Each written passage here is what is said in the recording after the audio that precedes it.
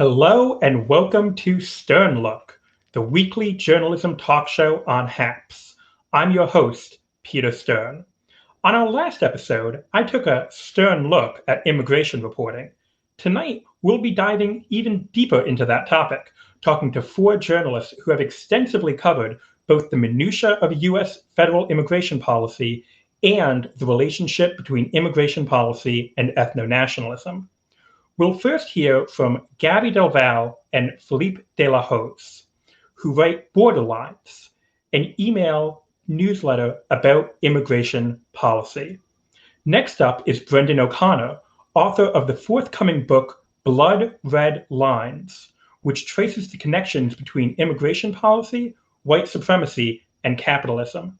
Finally, we'll hear from Tanvi Misra, an independent journalist who previously covered immigration policy for CQ Roll Call, which is one of those very wonky DC publications mostly read by the kinds of people who shape federal policy, namely congressional staffers and lobbyists.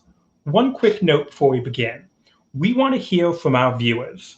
If you're a member of HAPS, you can post comments and questions under the stream, and we'll see them and try to respond to them in real time.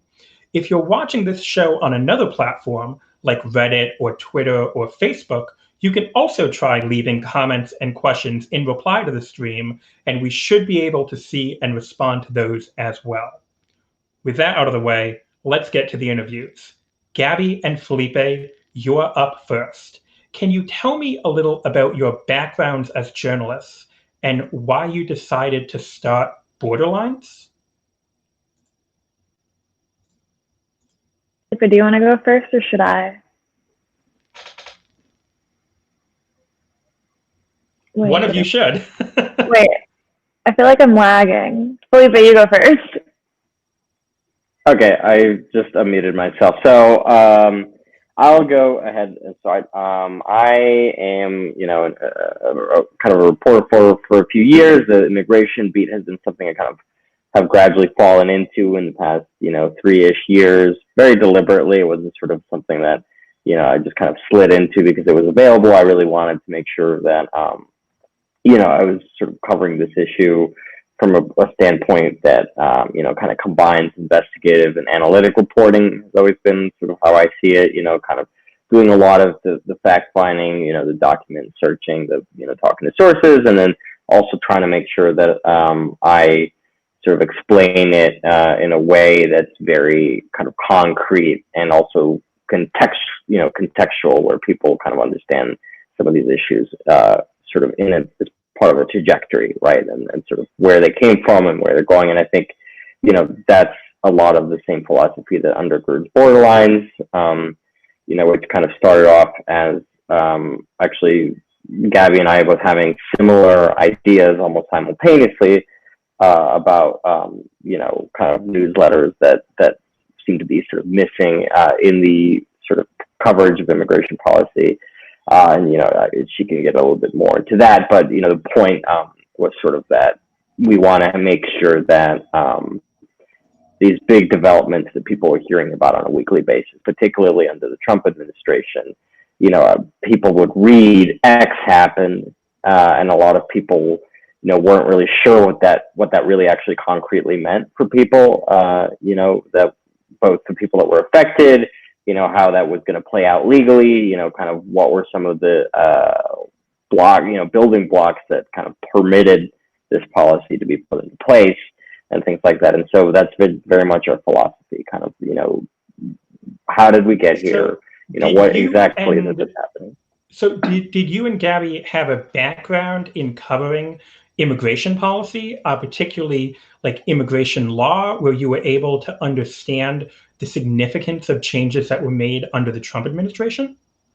I would say we each had a background. They were just a little bit different. I started reporting just in general in 2016. I started in local media, and then I got laid off. And I also always just wanted to do immigration reporting, and I had studied immigration policy a little bit in undergrad. And as an aside, I remember once during a job interview, I mentioned that I'd wanted to do immigration reporting for a long time.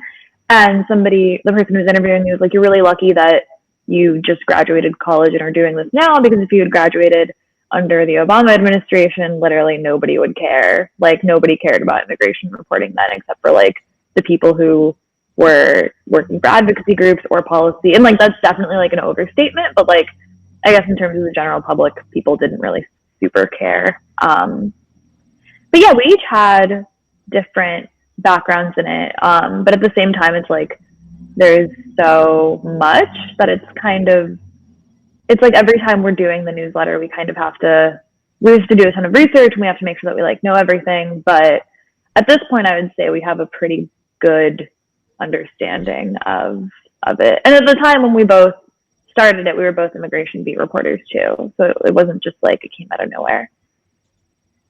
So Yeah. what are examples? Sorry, Felipe, I didn't mean to cut you off, but what are some examples of things that you've covered in the newsletter that you feel like maybe a lot of people or even a lot of other journalists didn't necessarily understand the significance of? I would say one thing that we go back to a lot, you know, and you know, it's true what Gabby's saying about it. You know, it kind of very much builds on itself. You know, we actually end up referring back to older editions of Borderlines pretty continuously when we're putting together our weekly dispatches, because, you know, there's actually at this point like hardly anything we have never touched, and so we almost are referring back to our own work because it's so much, it's hard to keep in your mind all at once. But one thing, you know, we have touched on a lot, for example, that, you know, I think most people don't understand the significance of, is sort of the whole immigration court system. You know, I think, you know, even a lot of journalists, for example, that don't cover immigration, don't necessarily understand that, you know, it's not part of the federal judiciary. You know, it's sort of an agency that exists under the Department of Justice, and sort of the immigration judges are appointed by the executive branch, and the attorney general can overrule them, and sort of there's all this stuff that, you know, I've even talked to other journalists about, and they are like wide-mouthed agape that this is how it works. And so that's like one example, I think, where we've really tried to have a trajectory of kind of clarifying both how that whole system kind of ended up being the way it is, but also all the kind of small and large changes that have been happening under the current administration.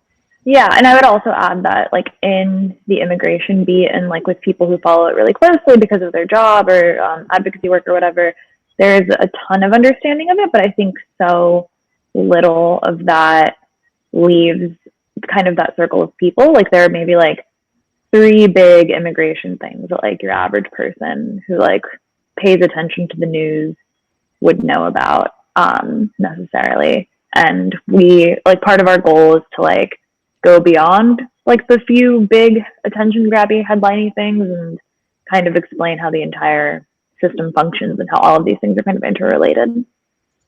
So on that note, what do you think the sort of 3 things that everyone who's been following, more or less following the immigration debate and the immigration news during the Trump administration would know, and what are the things that you think it would be important for them to know? Okay, so family separation / kids in cages is 1. The wall is number 2. And then I guess number 3, I don't know, Felipe, what do you think is number 3? I have like a few contenders. Well, I think, you know, a lot of people have, you know, kind of heard about the fact that, like, you know, the internal ICE operations are sort of now like more indiscriminate, and it's like, it's not just like, you know, the whole, like, I think a lot of people still have the idea of like the whole family is not felons thing that, you know, Obama kind of espoused as sort of being like fundamentally better, but now it's like, oh, I never thought that, you know, this person who, you know, was just like a neighbor of mine who never did anything is getting arrested now. And I think actually a lot of kind of people, and even Trump supporters, there have been countless articles of people. There's so many like, articles. I never thought they were going to deport Jose, my friend. You know, and so I think that's kind of, you know, been burned into people's minds as well.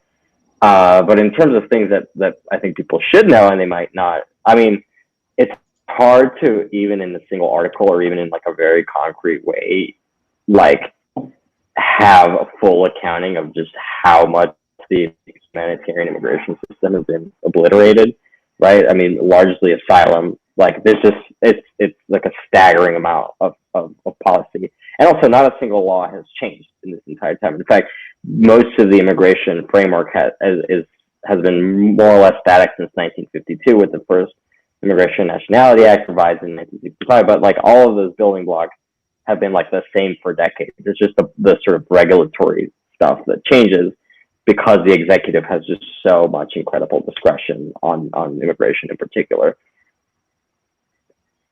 So what are some of those changes, particularly that have happened under the Trump administration, but these things that maybe fly under the radar that people, unless they are an immigration reporter at CQ Roll Call, where you're very closely covering changes in federal policy for an audience of people who write federal policy, what are some things that have changed under the Trump administration, like small things that maybe flew under the radar, but that turned out to have very significant effects and affected a lot of people? So many. I mean, processing times at USCIS, which is the agency that handles all legal immigration, are so slow now. Like, I don't remember the figure off the top of my head, but like it takes so much longer now to get your work authorization or to get things processed or anything like that. And it's not really something that gets a lot of coverage because it's like paperwork and delays, but like that affects people's like lives and like material circumstances pretty substantially. Like the entire asylum system, which would take forever to get into by itself. The courts, the immigration judges have basically been stripped of all what semblance they had of sorry, I'm blanking on the word, Felipe. What's the word that I'm looking for? There's the word that I'm looking for. Like independence. Yes. Yeah. Yes. But I thought immediately of USCIS too, because like USCIS is actually one of the big ones where like you can have like these very minor seeming things that come down. I mean, so they had this policy, and I'm sure the other guests will let's talk about this too. But it's like the blank space policy, for example. That's just one thing where it's like for certain types of applications that you tender, suddenly there's this policy where any blank spaces that you leave will trigger a rejection, right? Even if they make that, it'll be like, where do your parents live? And you're like, my parents are deceased, so you don't fill it out, and then your application will get rejected offhand. Not even like sent back; it'll just be denied. And so that's like one of those things that's just like a perfect example of like this was just like some obscure policy guidance within USCIS that like it would seem super technical if like for anyone that's not in this kind of sphere.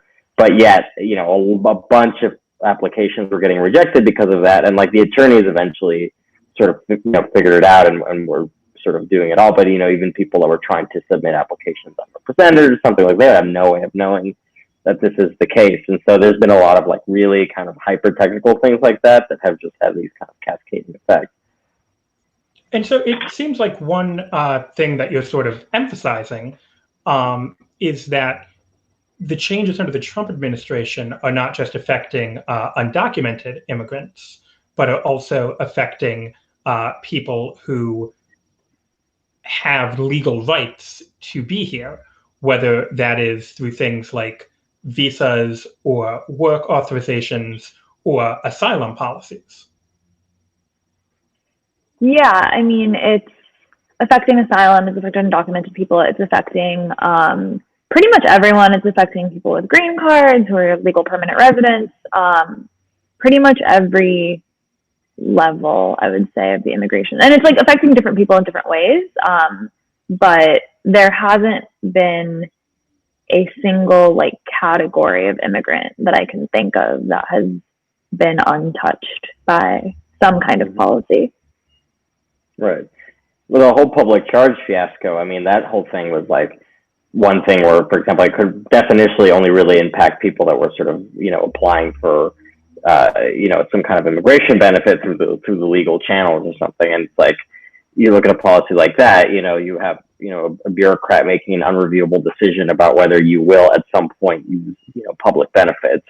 It's like it's sort of an arbitrary standard. You can't really like see what went into the side of the application, right? But it affects people that are applying through the legal channels just because of how the regulation is set up.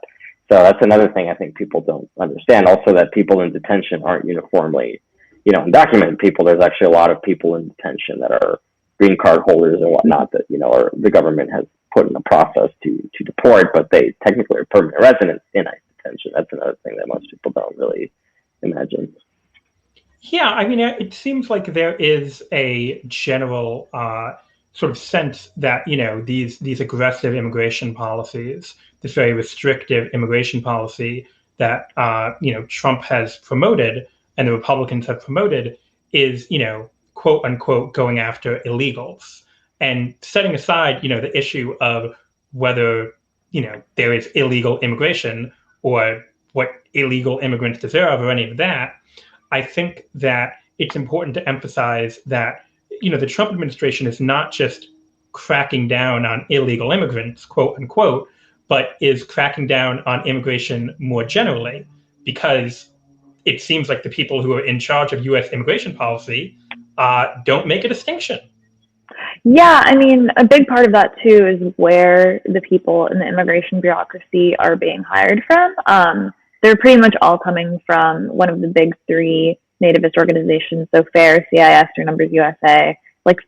And if not, then they have close contacts with them. Like Stephen Miller, for example, is very close to a lot of the CIS people, have been for a very long time, and those groups don't really distinguish between quote unquote legal or quote unquote illegal immigration. They kind of just oppose immigration, full stop. That's their whole thing. I think it's CIS whose slogan is anti-immigration, pro-immigrant, or something like that. It's something very nonsensical. But their whole thing is reducing all forms of immigration. So not just people coming for asylum, not just getting out people who are undocumented, but also reducing legal immigration, reducing the numbers of visas. And there's a very racialized bent to their opposition to immigration as well. There's a long history there that I think the other guests are really, really well poised to talk about. Well, one thing that I did think was sort of interesting that I'd want you or Felipe to sort of go into more detail on is the history of the immigration system and the idea that these, I don't know if you'd call them quotas or guidelines for who gets admitted, was set in the 50s and haven't really changed. And then the modern sort of immigration enforcement detention system is a more recent development dating to maybe the 90s. So can you maybe give a very quick overview of sort of the immigration and customs systems since the mid-20th century? Yeah, I think you'd have to go back a little bit further before that, because the 1965 law kind of overturned or entirely overturned the quota system that was implemented in the 1920s, which was the first time there were national origins-based quotas for immigration. And that was based on, I want to say, the 1890 census, and it was very explicitly done so that immigration from Eastern and Southern Europe would decrease, and immigration from Western Europe and Northern Europe, where way fewer people were coming from, is what they were trying to get to return. And it was a whole preserving the national character of the United States thing. It was again, extremely, extremely racialized. And then the 1965 immigration law overturned that and kind of opened the door to immigration from Latin America, Asia, Africa. But then inadvertently perhaps created its own set of problems. But Felipe knows more about those than I do, so sorry, Felipe, I'm passing it to you now. No, I mean, so, one thing that I think is sort of interesting, a lot of the policies that were initially kind of envisioned to preserve a certain, whiter character or whatever, to immigration, family reunification was kind of originally thought of as something that, well, naturally speaking, it's going to, kind of help there be more Germanic and English sort of descendant people, because that's who would be sponsoring these, their family members. And of course, now it's being derided as chain migration and blah, blah, blah, because all of a sudden that's not the population that's being taxed by this law. It's actually people from Latin America and Africa and whatnot. Also, you mentioned the 90s, that was, I think, probably the last kind of very significant immigration law. Well, of course, it was the creation of the Department of Homeland Security in 2003, which is its own thing. But in 1996, Clinton, then President Clinton, signed a couple of laws that, part of the whole sort of very punitive, like tough on crime stuff that was going on at the time. And those actually, many people might think that it was maybe like Reagan or HW who kind of set the groundwork for the modern, immigration enforcement apparatuses that exist. But it was actually, under Clinton that those laws sort of, did a few things, including make more people deportable, have like a more punitive approach to, immigration, like make the path to legal immigration, to sort of regularization of status harder for people that were already unlawfully present and all this other stuff. So there were a couple of laws that were passed that year. And that kind of really, set the stage for where we are now, in terms of, how draconian the system can really get, when pushed to its limits. So I think it seems like this distinction between legal and illegal, or I guess legal and undocumented immigration, is it one that existed in the 20s or the 50s, or was the focus just on like stopping immigration from certain groups? Kind of both, but it was more of like, who do we enforce immigration law against? So like in the middle of the 20th century, for example, like during World War II, there was this thing called the Rosetta program, which like had agricultural workers come from Mexico to like make up for the labor shortfall because of like everybody being sent to war. And then after that, there were a bunch of people who stayed. There were a bunch of people who like crossed back and forth. There were a bunch of people who just like were Mexican American and like were born in the United States. And the U.S. government was like, well, we have to get them out of here, including in a lot of cases like U.S. citizens who were born in the United States, and deported a ton of people, not necessarily because of like a desire to enforce immigration law, but because of complaints from like several like different business interests and like racial reasons. Again, like all of it really, like enforcement decisions, I would say, have become like more technocratic over time, but like there's always a they're always based in a desire to like get certain types of people out of the country, and like the language has just become less explicit about that, I would say. Although, yeah, at that point, that it's become like, I feel like in general you're right, it's sort of become less explicit over time. But did the Trump administration represent a slight sort of backtracking? Did it become more explicit during the Trump administration than during the Obama administration?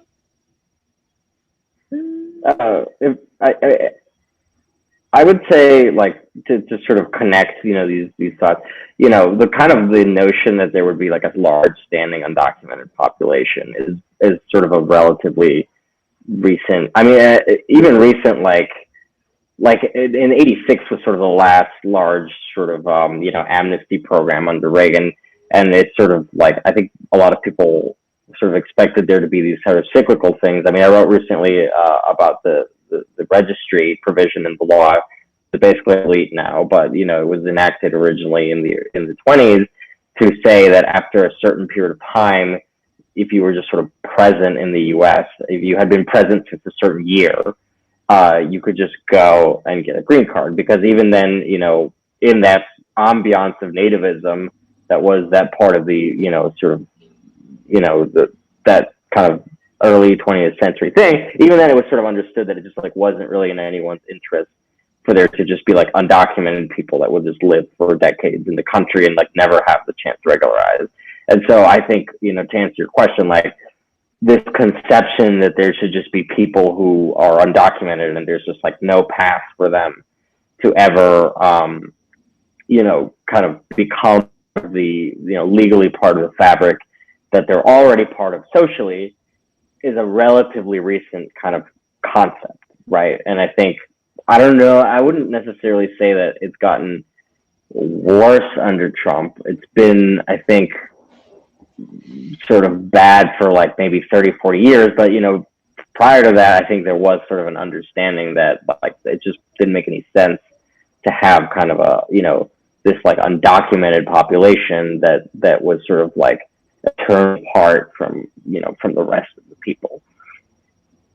I would say like post Dream Act failure, things have been pretty steady since then. But I think they've gotten I don't know, a little bit worse, let's say, in terms of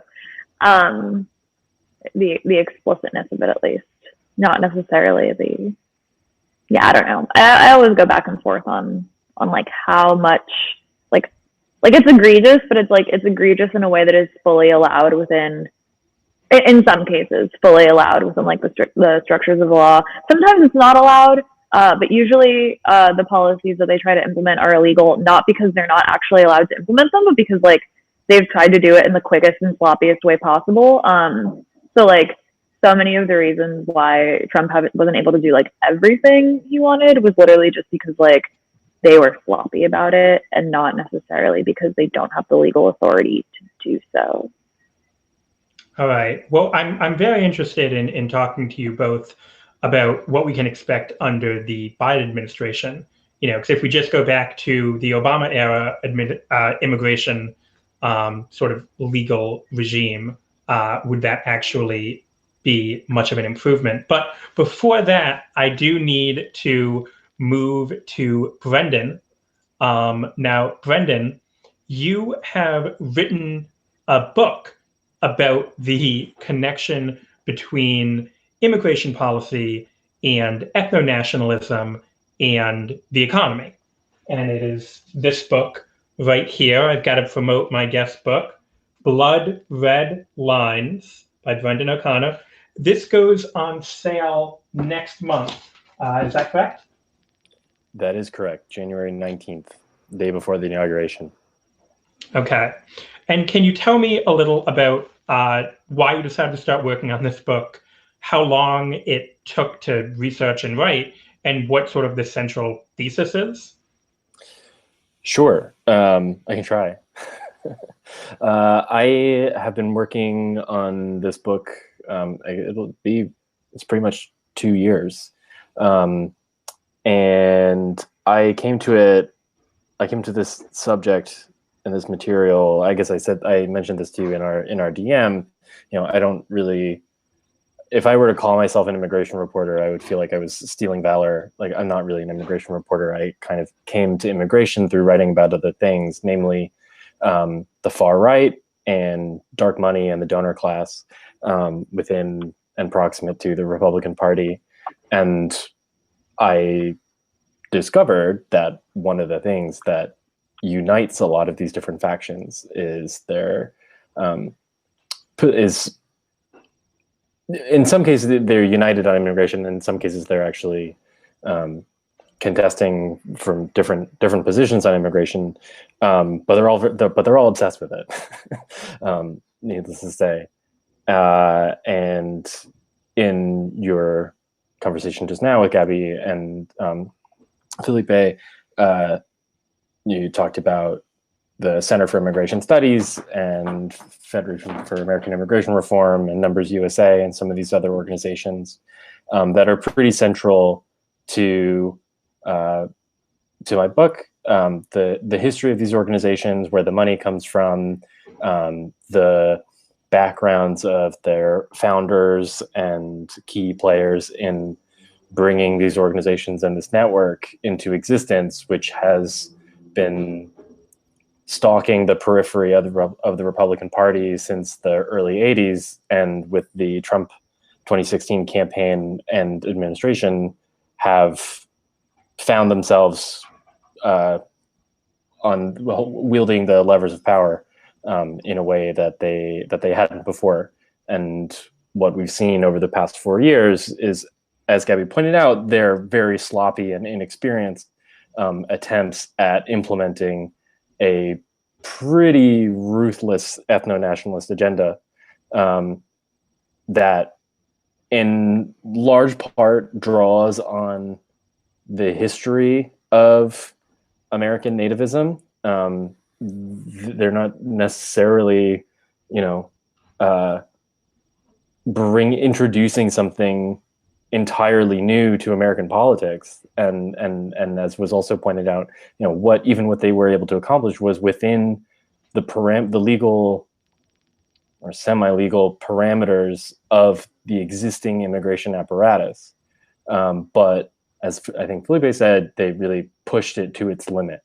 And what my book looks at is what resonances and linkages are there between what's happening within the Trump administration itself and the wider far-right and neo-fascist movements that exist outside of the Trump administration, in the streets, on the internet, and where are these things going? Where is the tide kind of taking them, irrespective of what happens with Trump himself? Do you think it's fair to say that most of the, I guess, concern with stopping immigration that we've seen from the Trump administration is fundamentally about ethnonationalism, as opposed to a, I guess, general concern for like only allowing legal immigration?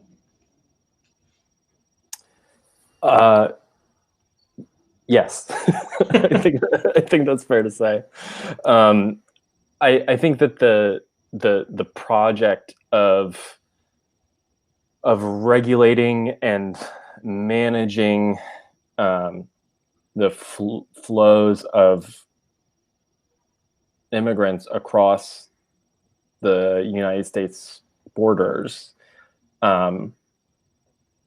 is always both a necessarily ethno-nationalist project, but it's also a class project, insofar as this is about managing migrant labor as well as managing the ethnic composition of the nation state. Well, and that kind of goes to what Felipe was talking about, this idea of having a permanent underclass of people who have fewer legal rights. And, maybe there was this idea in the 1920s, even when they wanted to control the national character or ethnic makeup of the US, there wasn't necessarily this idea that you could have a permanent underclass of people. It wasn't really conceived of. Whereas now there seems to be this, immigration policy almost maintains this permanent underclass of migrant workers. Yeah, I mean, I think there are a few major shifts that happen subsequent to the legislative reforms of the mid-60s that were not centrally about immigration, but had pretty drastic consequences for immigration, namely the global economic restructuring of the 70s and 80s that completely changed where the capitalist class needed workers to be, where production was happening, what kinds of wages they could get for doing what kinds of things in different places. And this coincides with the increasing, at first slowly and then quickly, militarization of the border, which then kind of redounds to cutting off circular motion. I mean, before the border is militarized, you had people that were able to move back and forth across the U.S.-Mexico border, following seasonal labor needs.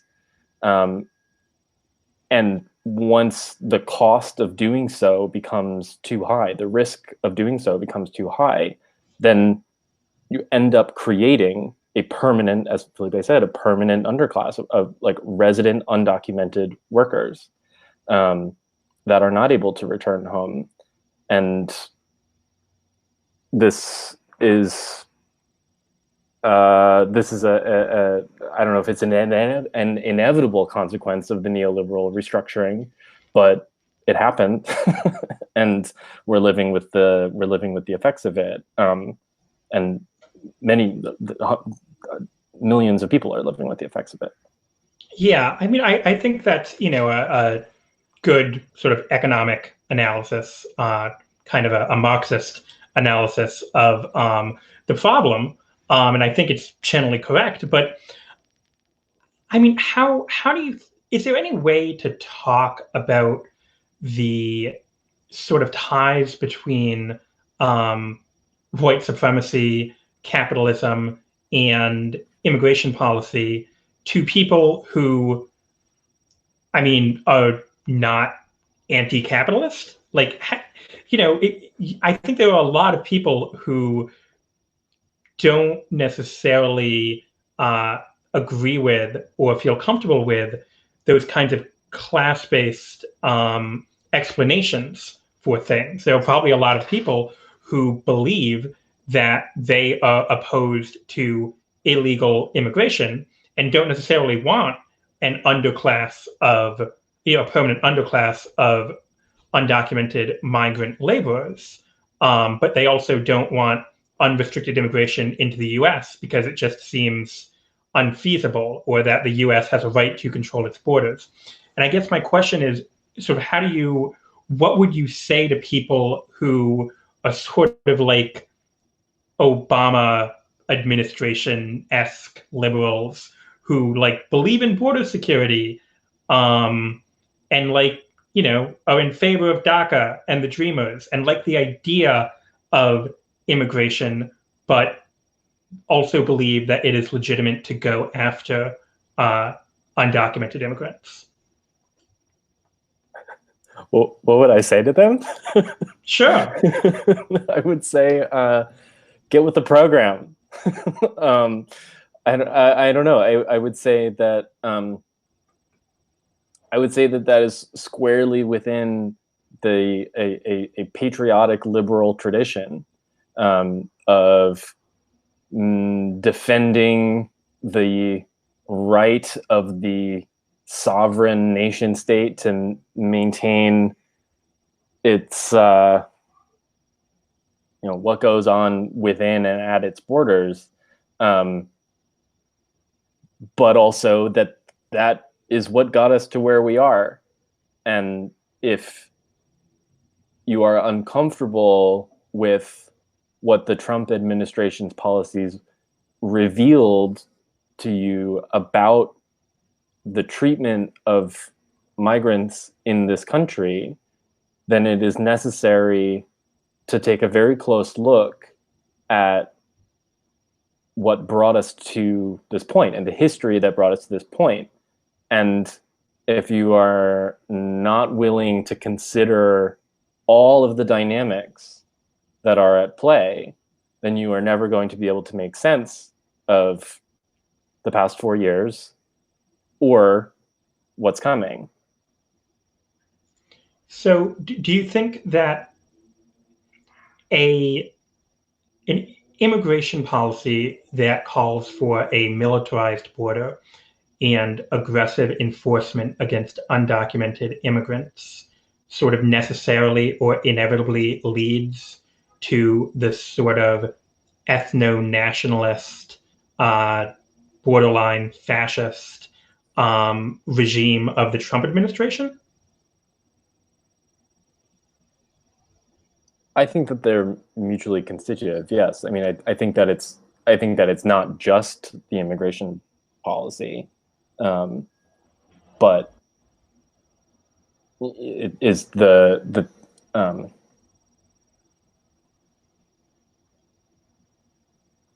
conjunction of many things, including that.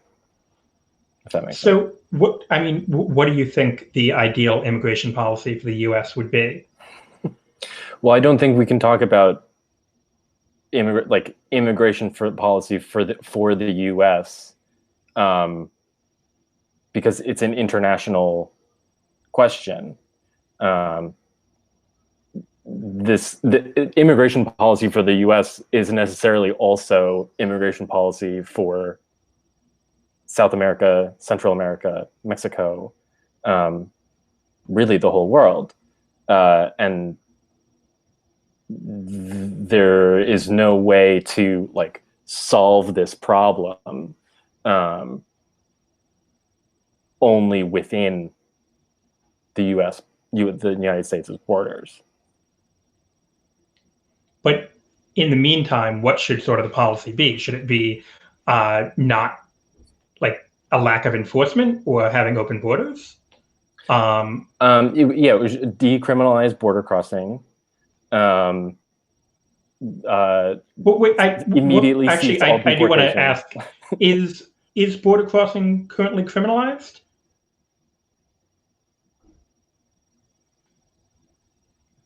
Repeat that question. Is border crossing currently criminalized?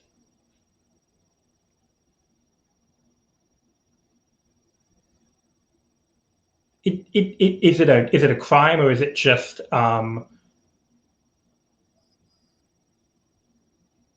like let me put it yeah. to you. Let me put it to you this way: if someone is apprehended crossing the U.S.-Mexico border, they should have the right to stay in the United States. Like, full stop. Like, rather than defaulting to removing them either to Mexico or deporting them to their country of origin. Okay. And in terms of the reporting on sort of the immigration debate or, the humanitarian crisis at the southern border or ICE raids within the country, what kind of context do you think is necessary for journalists to include when writing about this? Because as you said before, it's like there are dynamics that maybe a lot of people don't take into account when trying to explain what has happened to immigration policy over the last 4 years. So what do you think are important things for journalists who write about immigration to take into account, and for ordinary people to remember whenever they are reading stories about U.S. immigration policy? What do I think is important to take into account? Sorry, I just need to move my computer as I'm about to lose my battery's about to die. What's important to take into account is kind of like I said before, that one crucial dynamic in this is remembering that the undocumented population plays a role, and an important role, in the U.S. labor force.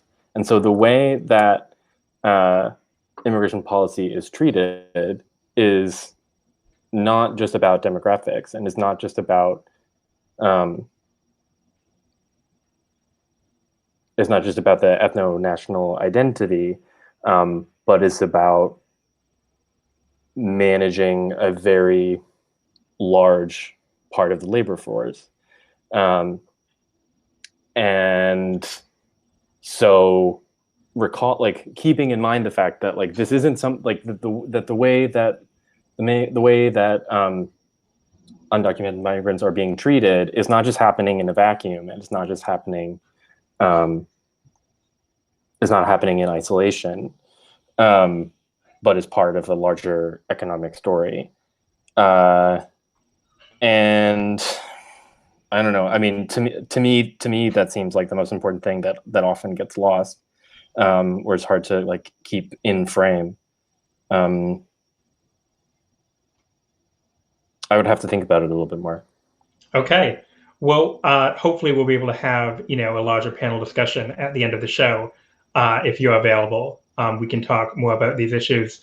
For now, thank you, Brendan. I want to go to Tanvi. Now, Tanvi, you are currently an independent journalist, but until recently, you were an immigration correspondent for CQ Roll Call, right? Correct. And what did you do at CQ Roll Call? My sort of understanding of this publication is, it's very much in the weeds on federal policy, largely written for the kind of people who are writing federal policy or contributing to it in some way. So what was sort of the level of detail that you wrote about in immigration policy? It really varied depending on which platform within that CQ roll call umbrella I was writing for. So for roll call or CQ, my stories would be heavily policy oriented. Analysis of legislation. For example, for CQ magazine, there were features that kind of looked at the impact of those policies on the people that they're about, who don't, more often than not, don't really get a seat at the table. And then we also had an internal subscription service called, it was basically it was legal briefings.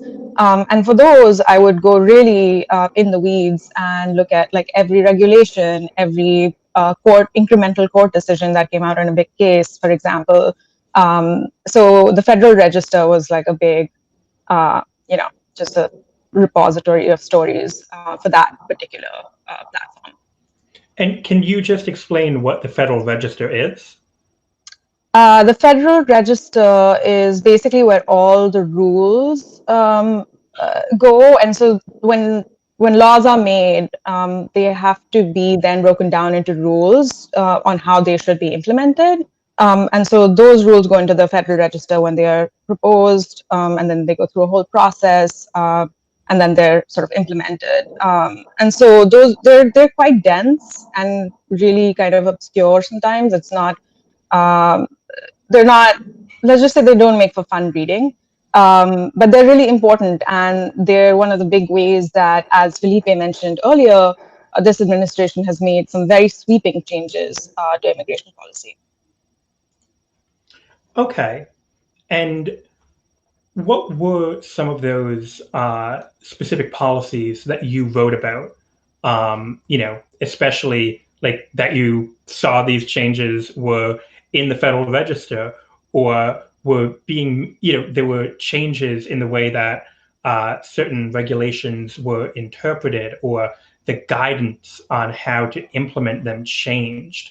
These kinds of things that, as we said with Felipe and Gabby, really generally go under the radar unless you are an immigration lawyer, in which case they are very, very important to know. So can you give me some examples of stories you wrote about those kinds of issues? Yeah, absolutely. A story that I followed was sort of, the biggest topic is something that Gabby and Felipe have already mentioned, which is the immigration court system. Now, this is it's a really, it's kind of a difficult, it's not a super sexy story, but it's very important. And the way that the immigration court system is structured is that there is, the immigration courts and the immigration judges. And then above that is a body called the Board of Immigration Appeals, which is basically kind of the, you can kind of think of it as the appeals, like the appellate body of the immigration court system.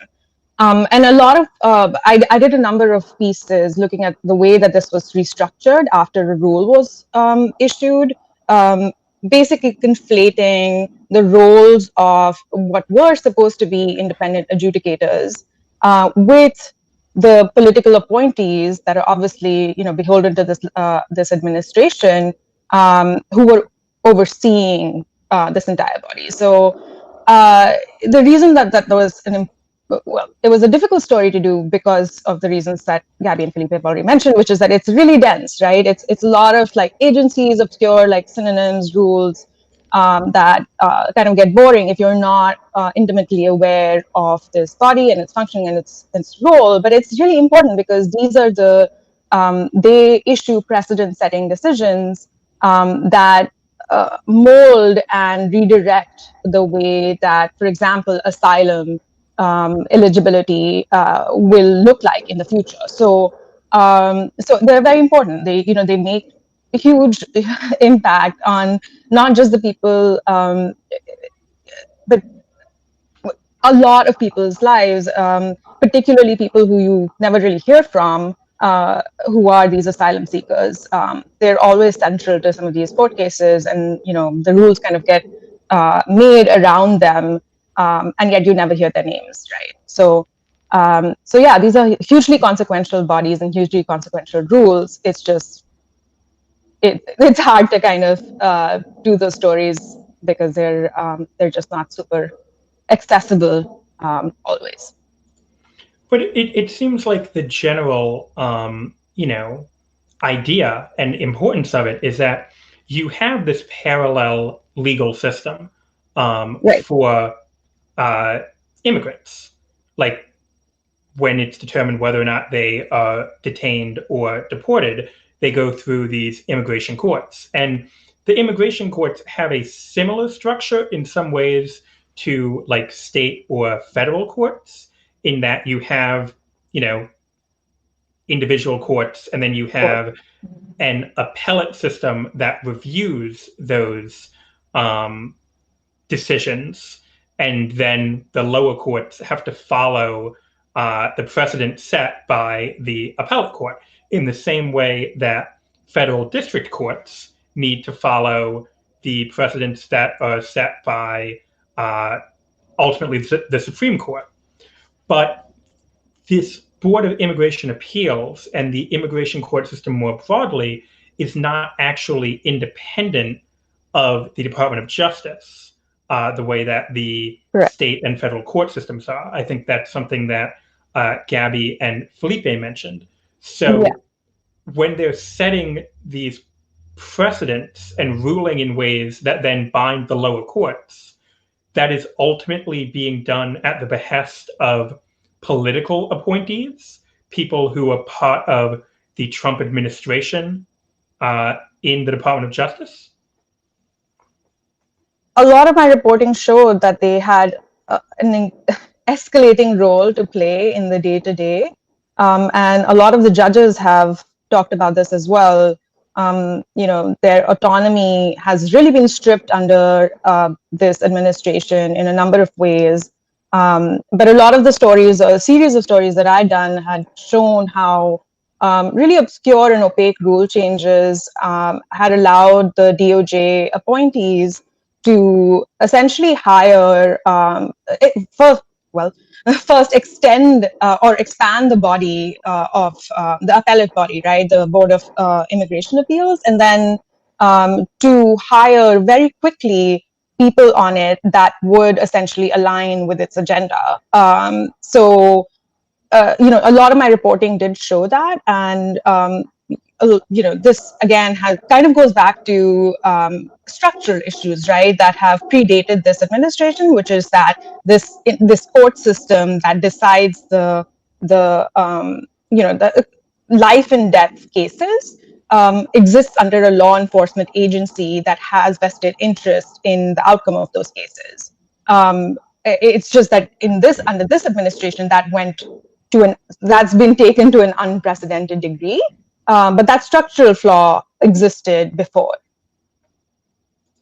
So it seems like maybe it would be I don't know if this is a too simplistic a metaphor, but it seems almost like Trump appointees in the DOJ are almost able to like appoint people to the Supreme Court of immigration courts that can then determine things like which asylum rules apply.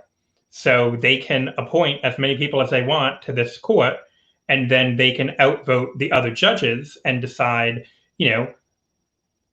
on an interpretation of asylum law that says that certain people who probably should qualify for asylum because they are in danger in their home country actually don't.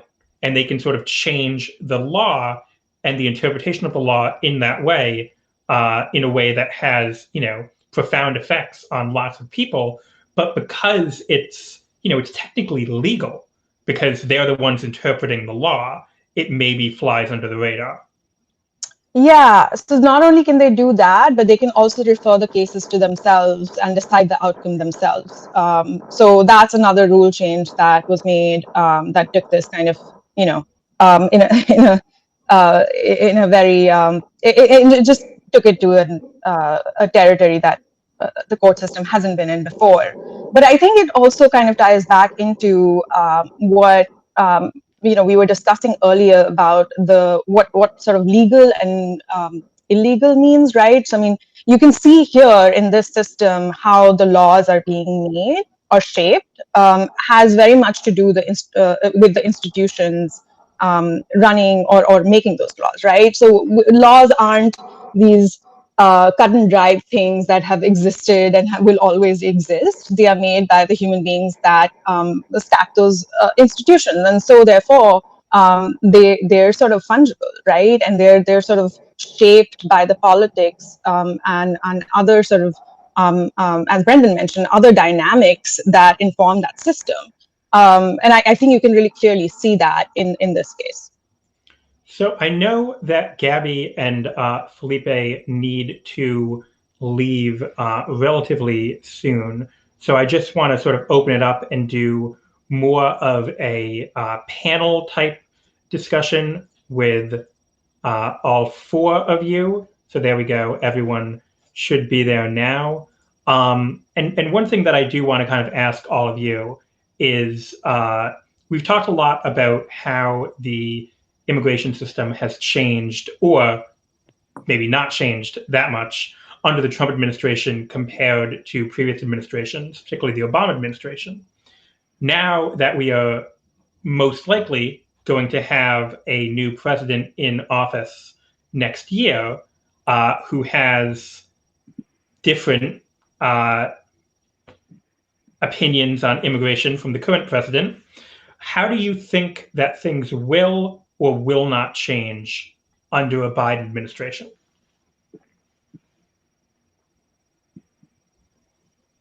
Well, I can take this really quick to start. Well, I think there's a couple of low-hanging fruit that Biden, has said that he will tackle, and he probably will. Like, a lot of the focus has been on unraveling various policies, and as we get closer and closer to the inauguration, there seems to be some waffling around which policies and to what extent that we're already seeing. And this is not going to be surprising to anyone who follows immigration or who has followed Biden's career.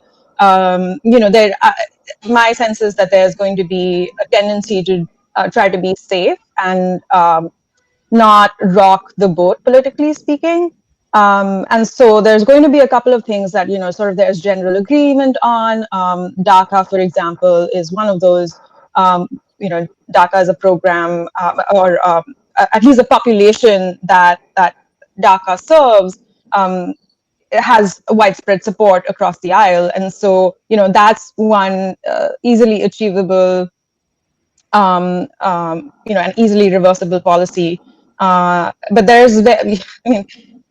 there's a host of much more complex and I think politically controversial policies, in 2020 in America, that I don't really see him touching at all. And even a lot of policies that were quite unpopular and have done a lot of lasting and irrevocable damage under the current administration, that it looks like he may even take a long time to reverse if he actually ends up doing that at all. Do you think he will restructure the immigration courts to reverse what Trump has done?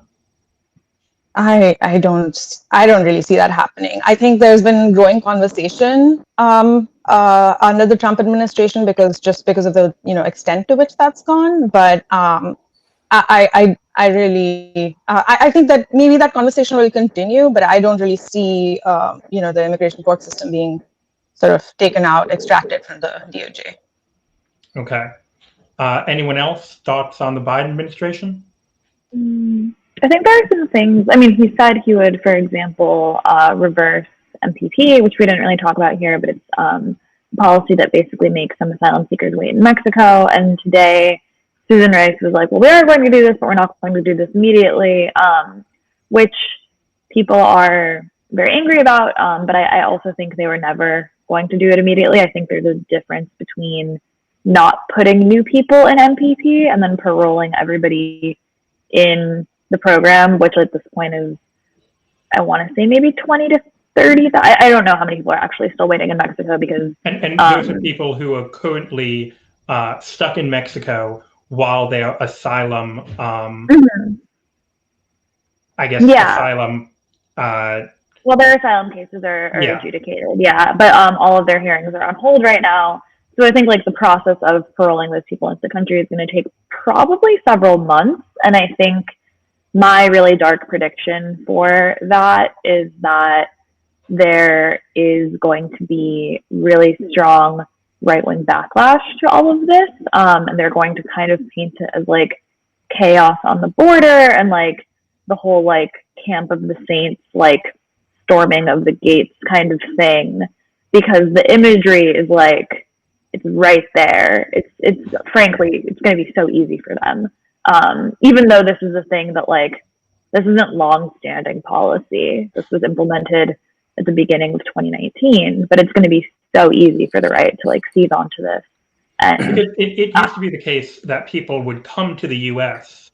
and then apply for asylum and like stay in the U.S.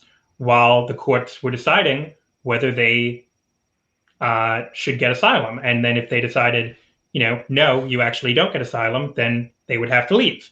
But under this MPP policy that came into being under the Trump administration, we have people who came to the U.S. and applied for asylum, and instead of letting them stay in the U.S. while their case was adjudicated, they put them in Mexico while the case was adjudicated.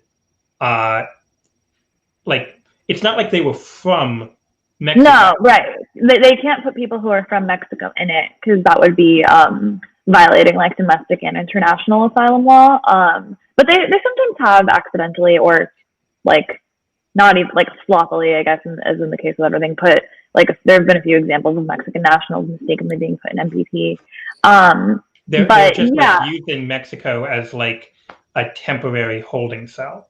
Basically, yeah, it's really like legally strange because people on the MPP docket are considered detained for administrative purposes, but aren't technically in detention, but like they can't leave where they are. So like, it's not like they necessarily have freedom of movement. But anyway, yeah, my prediction is basically like whatever the Biden administration tries to do, even if it's literally just reversing the last couple of years of policies, there's going to be massive right-wing backlash, framing it as open borders when it's not. It's literally just like undoing the last couple of years.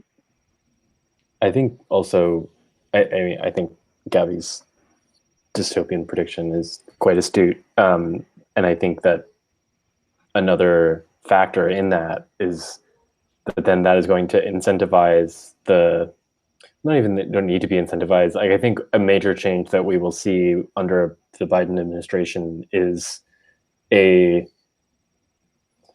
return to the Obama era attempts to kind of like do these things in secret, like to deal with migrants and asylum seekers and people apprehended at the border and people being deported, for it to be hidden away. Like what the Trump administration introduced that was new is turning this into like a spectacle for the media, for the Trump base, and frankly for liberals. And I think the Biden administration is going to try very hard to keep all of this out of sight. Both because that is the way that they just want to do it under the best of circumstances, but also because of what Gabby is pointing to, which is that any kind of hint of leniency or humanitarian effort is going to be treated as Maoist third worldism, as one of the commentators on this feed alluded to. So I think that they're, part of the work of us as journalists and of advocates is going to be keeping these kinds of things in keeping these kinds of things in the public eye, because otherwise it's just going to be otherwise when it enters the public eye, it's going to be on the far right's terms, and that will only lead to an even darker future. So would you say it's important for journalists both not to ignore immigration policy under the Biden administration, to act like now that Trump's gone, it's better, but also to make sure not to overstate the changes that are made?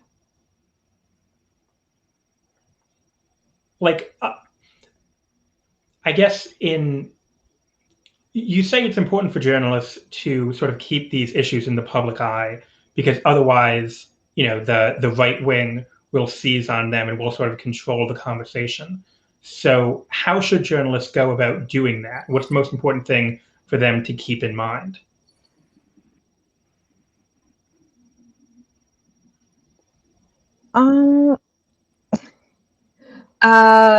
Well, I think that I think with any new administration, right, I think it's a challenge to kind of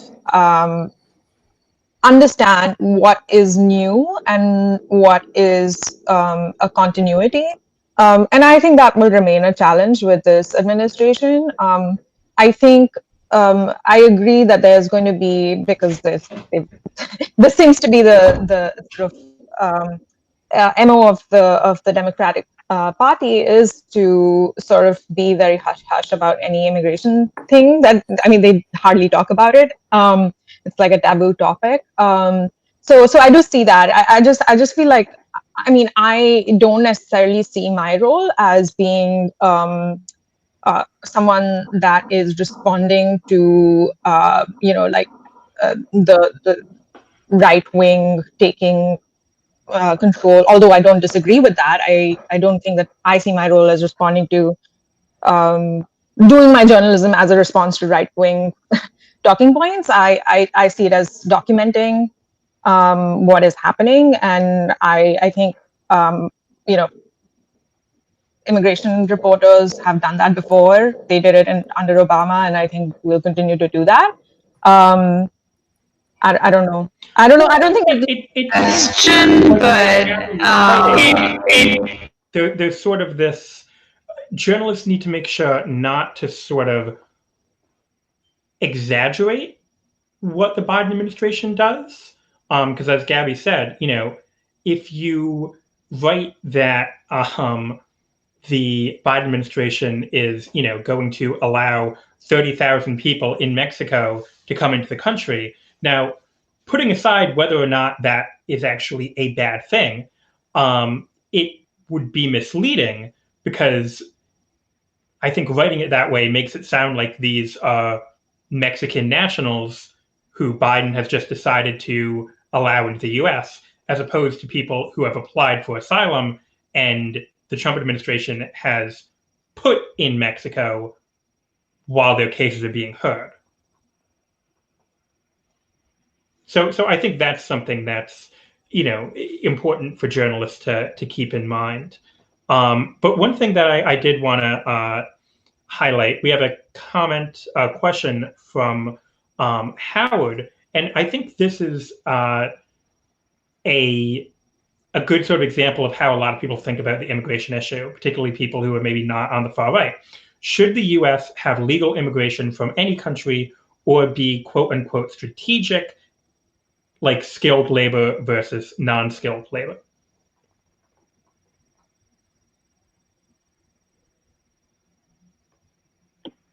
and Brendan, since you're the one who wants to make sure that discussions of immigration policy take into account economic dynamics, I'll let you take that one. But first, actually, before you start, I will say goodbye to Felipe. I know you have to get going. Gabby, do you have to leave as well? I do, yeah. I have a thing at 7:30. Sorry. All right. Well, thank you guys so much for coming on. Everyone, remember you can read their Borderlines newsletter at borderlines.substack.com.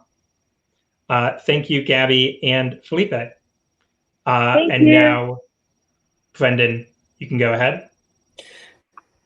Yeah, I mean, this question is actually a really good example of how the issue of issues of race and nationality and ethnic identity on the one hand, and labor and political economy on the other are really inextricably linked, because when we're talking about, okay, like maybe we should be making a distinction between skilled labor and unskilled labor.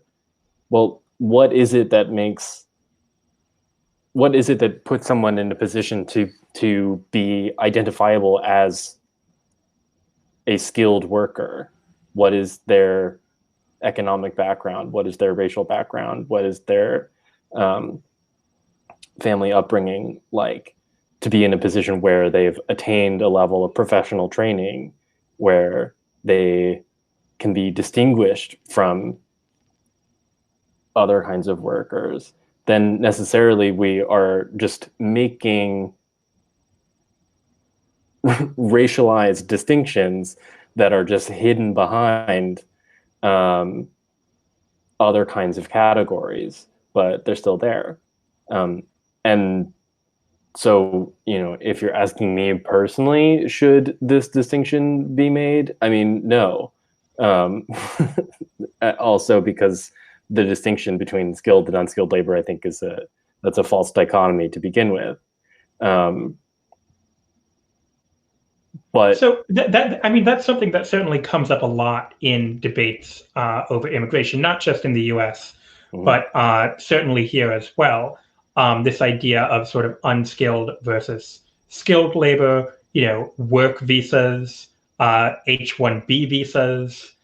People might oppose illegal immigration or immigration more generally from Central Americans and Mexicans at the southern border, but support H-1B visas for foreign nationals who have professional achievements and work in Silicon Valley.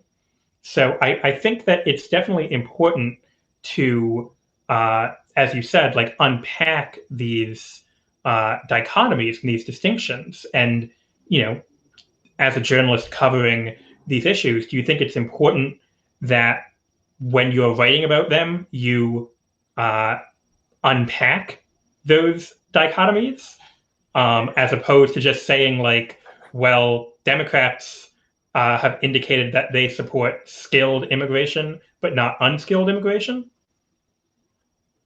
I do think that's important. I'm also sensitive to the fact that like not every reporter has the luxury of like the time and the space to disentangle these kinds of categories, which is like a bigger problem, where you just have to take it as a given that, well, we all know what we mean by skilled labor. We all know what we mean by unskilled labor. Like, well, like, I mean, what is actually the common sense that is underlying that? It's not just common sense. I mean, it's policy. But I also, I don't think that I can sit here and say like, yes, like we should reject these dichotomies and these binaries. But like, not every editor is gonna let you do that. Right. And if you're on a deadline, like, you're not always going to be able to do that. So I don't really have a good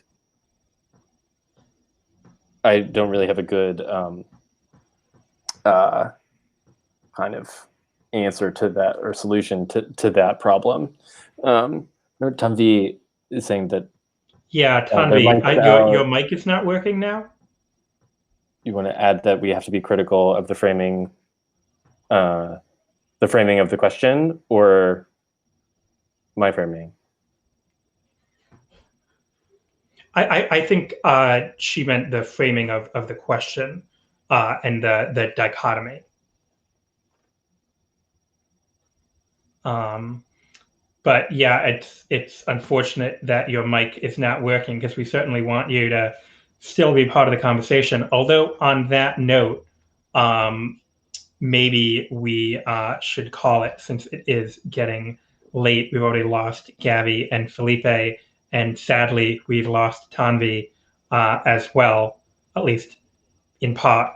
So I think I will. I guess I will say one final sort of question. And Tanvi, if the mic is not working, you can type your answer in the chat, and we will, promote it so people can see it. But what do you think is the most important thing for people to keep in mind when they are reading about immigration policy or the quote unquote immigration debate?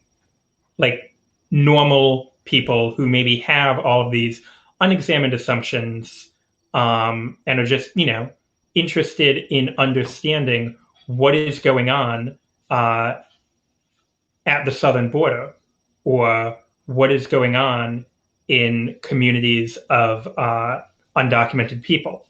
What should they keep in mind when they're reading coverage of that?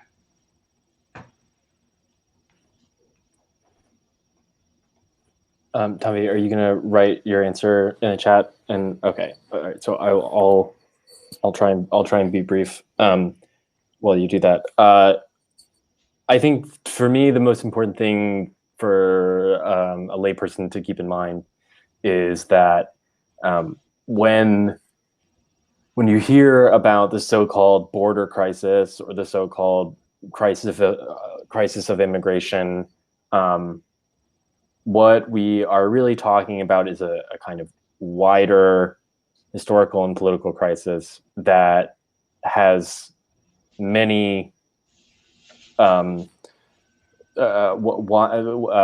many splintering roots, that what we really ought to be talking about is the crisis of, we're also talking about the climate crisis. We're talking about a crisis of the consequences of American imperialism and intervention in Central and South America and in Mexico, that displaces people and forces people to have to make a choice about whether to, or takes away the choice to stay in their homes, or to uproot and leave to come to the United States.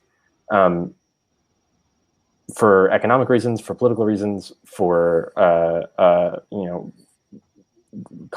reasons that have to do with like I said before, the climate crisis. And so, the questions that arise from people arriving at the U.S.-Mexico border, or any border, without the proper paperwork or authorization, are much bigger historical questions that require a broader view if we want to be serious about dealing with them. Okay, and I see that Tanvi now has her answer, which I will present. Okay. She says the dichotomy, skilled versus unskilled, has the value that we as a society give it. Tanvi says that she was previously on a work visa, and she thinks it's important to go under the skin of that label of skilled worker being on a work visa and see how it's associated with race and class. Agricultural workers are, for example, considered unskilled, but we've seen in the pandemic that their work is anything but. So I would not take those labels at face value. Thank you, Tanvi, for that answer. Again, I'm so sorry that the mic is not working and you cannot participate more fully in the conversation. I'm very glad it was working earlier because I really enjoyed the conversation that we had about the immigration court system. Brendan and Tanvi, thank you so much for coming on. I'm going to call it a night now. Everyone who was watching, thank you so much for watching Stern Look. I hope you enjoyed this episode.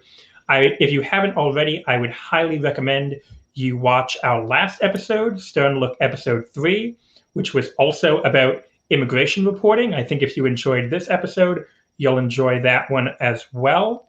That's all the time we have tonight.